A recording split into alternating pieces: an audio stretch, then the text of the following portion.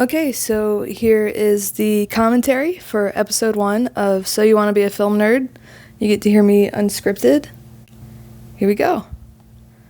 Okay, this first clip is from a student film. I did it in about 2013 for an audio class, and then some World's End behind the scenes, some of which I think was shot on Super 8, actually. And Attack the Block behind the scenes. Attack the Block's director, Joe Cornish, is like good friends with Edgar Wright, and they worked together on stuff like Tintin, and they were going to work together on Ant-Man, I think. And Hot Fuzz is what got me into movies, so I owe a lot to Edgar Wright, and I love his work. Sherlock Jr., I think, was the first silent film I saw all the way, and I loved it. In my intro to cinema class, we watched His Girl Friday, and I didn't like it that much, and I complained to the TA about the editing and some of the awkward shots, and he's like, well, it's an older movie. And I was like, well, Sherlock Jr. was filmed in the 20s, and it's brilliant, and it's wonderful, and it makes such a great use of, like, space, and the gags are so great, and Buster Keaton has such a great on-screen presence. I can't really recommend his films enough. I haven't seen that much Chaplin or Harold Lloyd, but I just watch Buster Keaton forever. And of course, French New Wave, which I would always joke about, came up so often in my film studies classes, but here I go referencing it in like every single episode, so I feel kind of bad. I don't want to be like Franco-centric or Eurocentric, and I want to focus on directors from all sorts of, from different countries and different cultural, ethnic backgrounds. But 400 Blows is such a powerful movie and a great, great story. And I didn't even have time to get into, Godard and Truffaut's like relationship, and how it fell apart, and how Caillé changed over the years and became more political, although I think I'll handle that in a later episode. For sure. There's a dig at CinemaSins. If I could, I think I'd like praise Red Letter Media and Tony Zhou every episode and just make fun of CinemaSins. I hate nitpicky kind of stuff. I might have taken this clip from a trailer for Two in the Wave. I can't remember where I got some of these clips. Although I reused that one. And Godard with his sunglasses.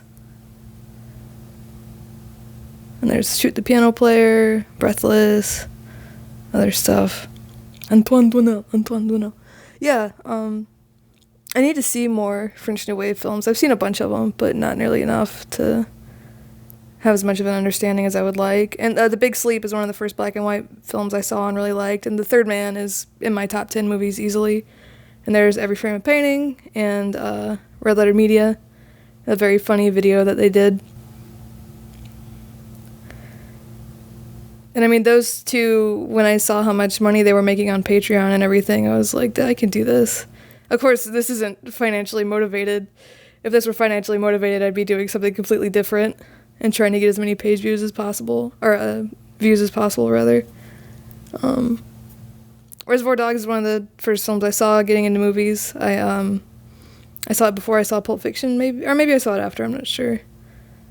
And I remembered this stuff from the Reservoir Dogs special features, and I went and dug it up, because I remember I heard Tarantino talk about Godard like maybe 2 or 3 years before I ever saw an actual Godard movie. So it's funny how, I mean, a lot of people watch Breathless on their own or watched it in a film class before, necessarily seeing Reservoir Dogs or Pulp Fiction, whereas I came at it from a completely different angle, which I think gives me a unique, not that I'm necessarily unique, but it's a different kind of perspective. And it might be part of why I'm so, like, anti-elitism, even though I minored in film studies, which is, academia is very, very elitist, even though I met great people through it.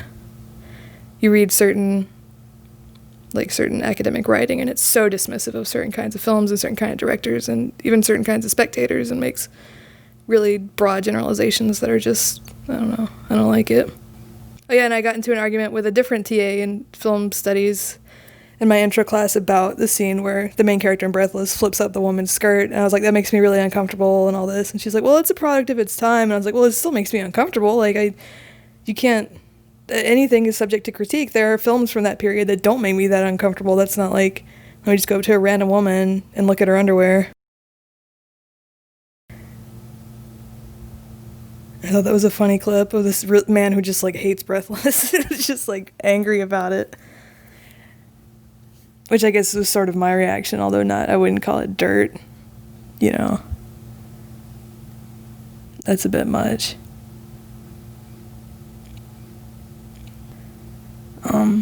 Mr. Show is wonderful. It's my favorite sketch comedy show, and I've like some really good, there's a lot of really good sketch comedy shows like Key and Peele and everything, and Key and Peele has a much better visual style and much higher production values, and it's also very, very funny. But Mr. Show is just so strange, and it resonated with me so much, and I laughed so hard.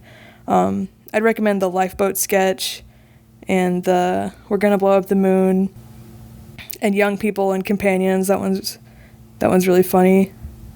And it was weird going from seeing David Cross in Arrested Development to see him, who plays a sort of naive, goofy, closeted character, to this, to get a better sense of his actual personality, which is very, very cynical and acerbic.